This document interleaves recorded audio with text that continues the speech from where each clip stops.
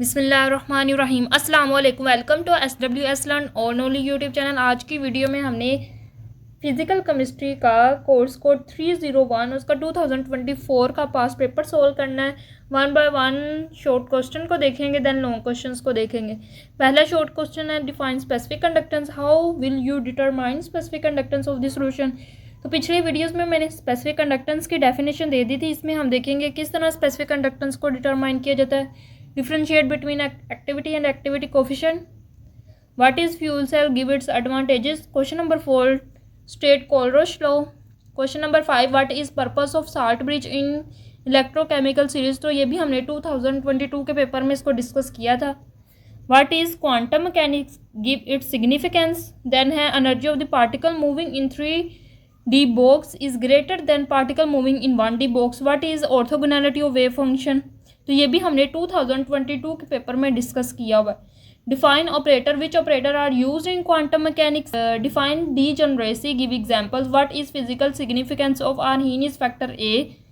Then question number 12 है what is Ostwald dilution law. 13 what is order of reaction, drive units of third order reactions. Question number 14 what is parallel reaction, give its application. Question number 15 explain factor affecting the rate of reaction.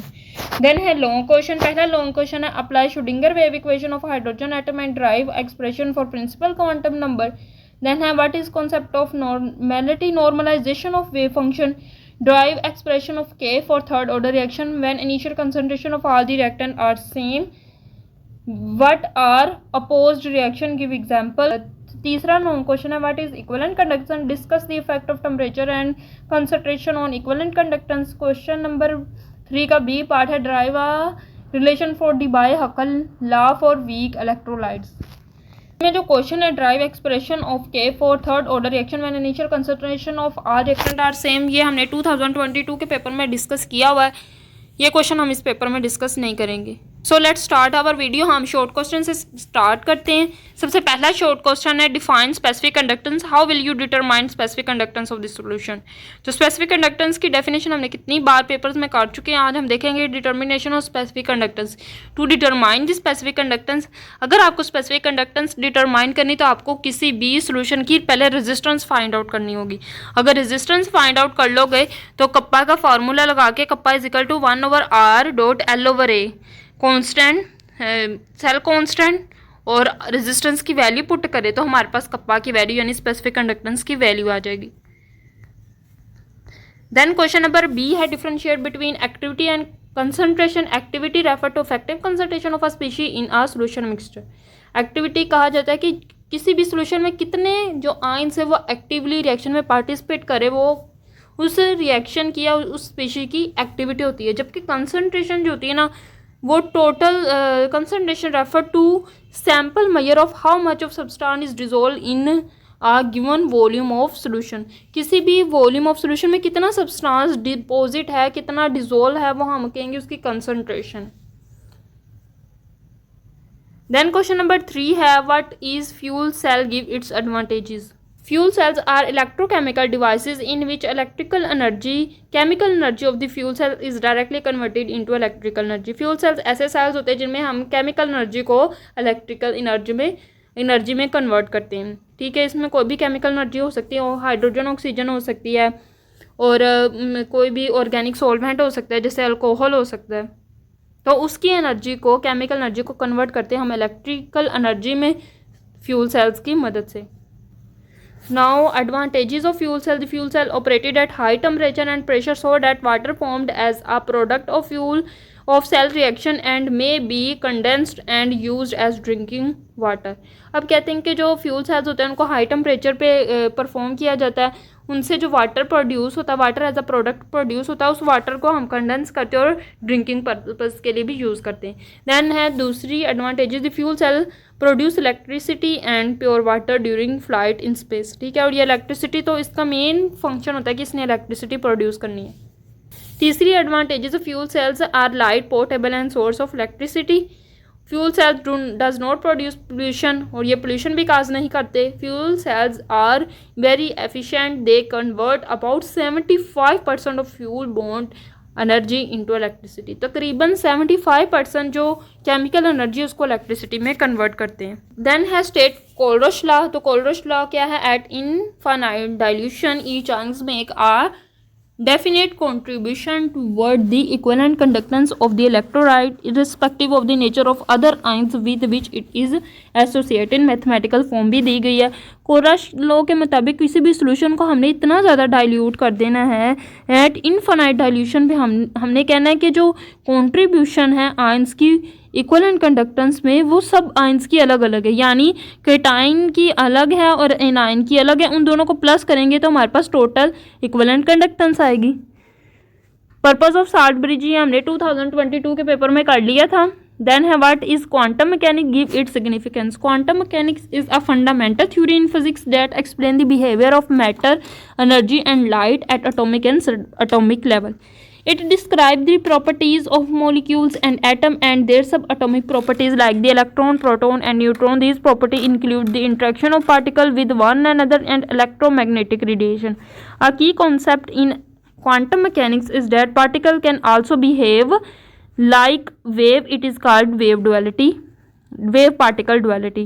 अच्छा, quantum mechanics ऐसी fundamental theory है physics में जो explain करती है energy, light, matter का atomic और सब एटॉमिक लेवल पे इनके बिहेवियर को एक्सप्लेन करती है। ठीक है, ये किसी भी मेटल्स की, इलेक्ट्रॉन्स की या देर उनके सब एटॉमिक पार्टिकल जैसे इलेक्ट्रॉन, प्रोटॉन, उनकी सब प्रॉपर्टीज़ को डिस्क्राइब करती है। ये बहुत स्मॉल लेवल की चीज़ों को भी एनालाइज करने में हेल्प आउट करती है। This properties include the attraction, एक एटम की दूसरे एटम से अट्रैक्शन हो या इलेक्ट्रोमैग्नेटिक रेडिएशन से पार्टिकल्स की अट्रैक्शन हो, उसको भी ये डिस्क्राइब करती है। और बड़ा अच्छा कॉन्सेप्ट पाया जाता है क्वांटम मैकेनिक्स में wave duality, wave particle duality. इसका कॉन्सेप्ट का मकसद ये है कि कोई भी पार्टिकल है उसमें वेव लाइक प्रॉपर्टीज़ भी होती हैं। इसकी सिग्निफिकेंस क्या है, ये जो ऊपर हमने इसकी डेफिनेशन की है ये भी इसकी सिग्निफिकेंस हो सकती है। Quantum mechanics can describe many system that physics does not. अब कहते हैं कि जो क्वांटम मैकेनिक्स है वो हमें वो चीज़ें भी बता सकती है जो क्लासिकल मैकेनिक्स नहीं बताती। Classical physics can describe many aspect of nature eight ordinary scale and quantum mechanics has an approximation at large scale. Classical physics है जो स्मॉल लेवल पे चीज़ों को एनालाइज करती है, लेकिन जो क्वांटम मैकेनिक्स है लार्ज स्केल पे एनालाइज करती है। It provide the theoretical framework to explain the structure and behaviour of atom so explain the structure and behaviour of atoms including arrangement of electron in orbitals. और इतना ज़्यादा deeply analyse करती है किसी भी पार्टिकल को, उसके सब एटॉमिक पार्टिकल्स लाइक इलेक्ट्रॉन के ऑर्बिटल्स में अरेंजमेंट भी बता सकती है। Energy of particle moving in 3D box is greater than particle moving in 1D box. Justify. तो particle moving in 3D box will generally has higher energy than a particle moving in 1D box because in 3D box the particle has more degree of freedom to move allowing for a wide range of possible energy state while the 1D box restrict movement to a single dimensional limiting the potential energy level available to particle। अच्छा, 1D box और 3D box में क्या होता है? जो 3D box होता है उसमें पार्टिकल ईजिली मूव कर सकते हैं, ज़्यादा उसको स्पेस मिल जाती है मूव करने के लिए। लेकिन 1D में देखें तो सिर्फ एक ही डायमेंशन में वो मूव कर सकता है, इसका मतलब है कि रिस्ट्रिक्टेड रोटेशन है। लेकिन 3D बॉक्स में क्या है? ज़्यादा एनर्जी लेवल्स हैं, ज़्यादा वाइड रेंज है एनर्जी स्टेट की फ्रीडम के लिए, मूवमेंट के लिए।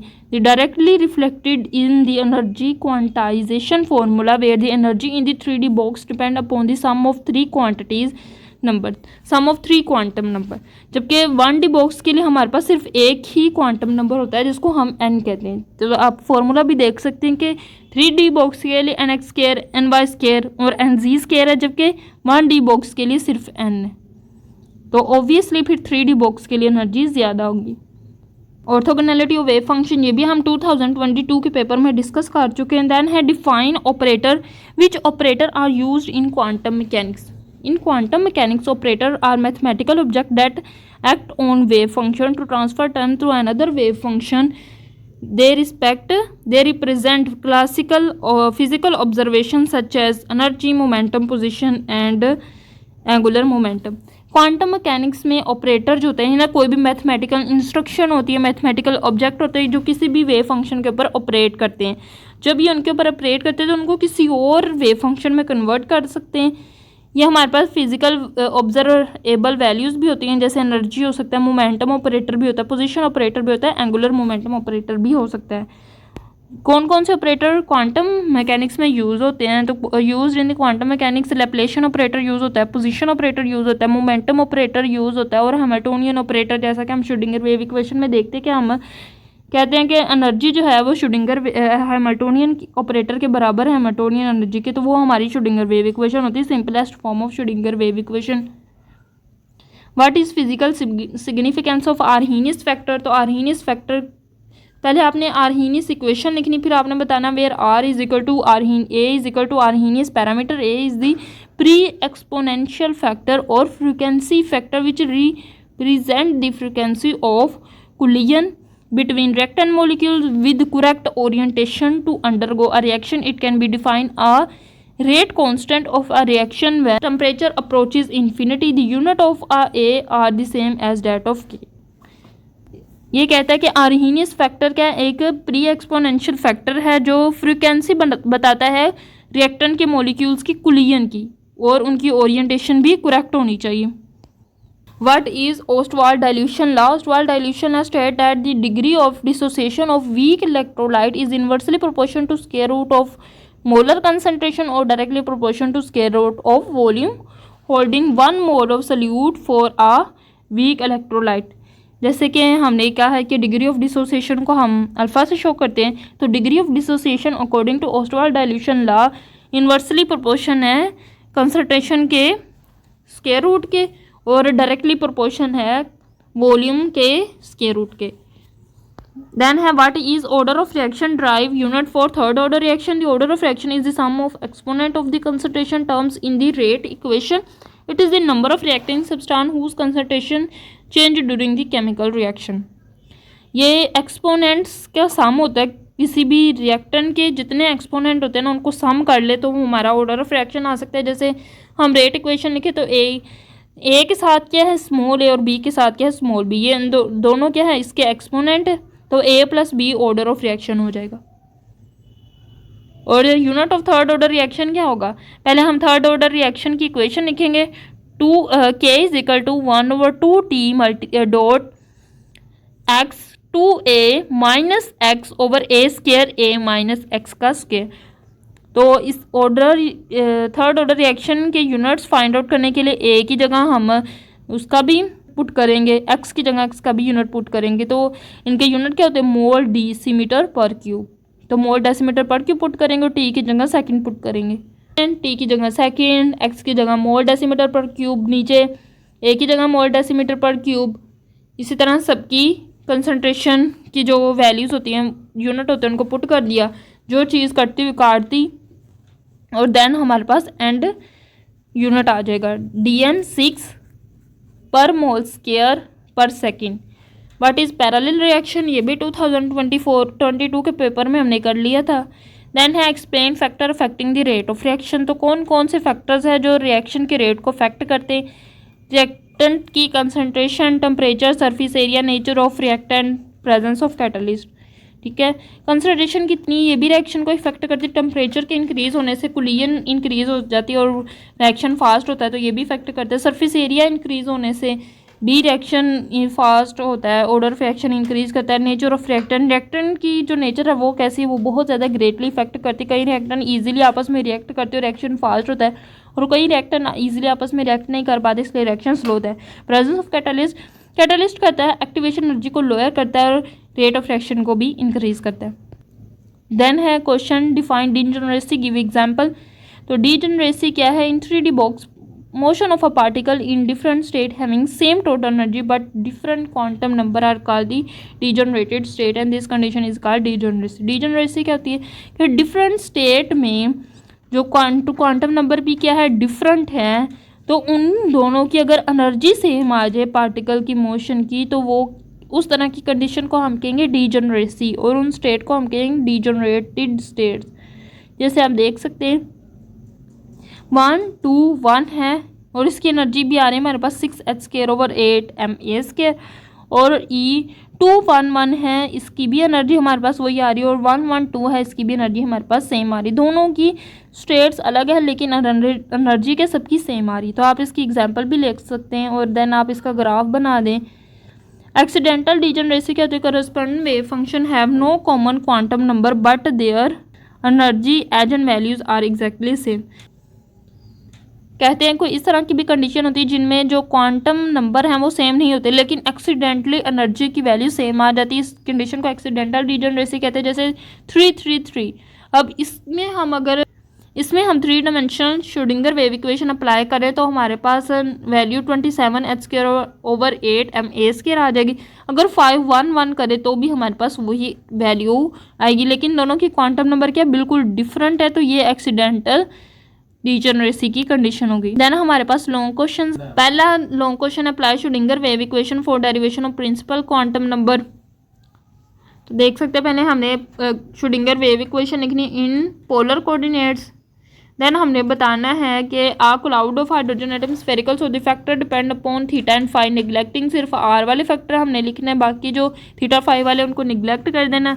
फिर प्रोडक्ट रूल अप्लाई करना है और इसको इक्वेशन को सोल्व करने की कोशिश करनी। सोल्व करने के बाद एंड इक्वेशन बनेगी। r² से कैंसिल होता है, जो चीज़ आपस में कैंसिल होती है काट देंगे। कैंसिल करने के बाद हमारे पास नई इक्वेशन बन जाएगी, उसको इक्वेशन नंबर 3 कह दे। फिर हम लेट कर लेंगे, जो साई है वो e⁻⁻ar के बराबर है, उसको डिफ्रेंशिएट करेंगे, अगेन डिफ्रेंशिएट करेंगे।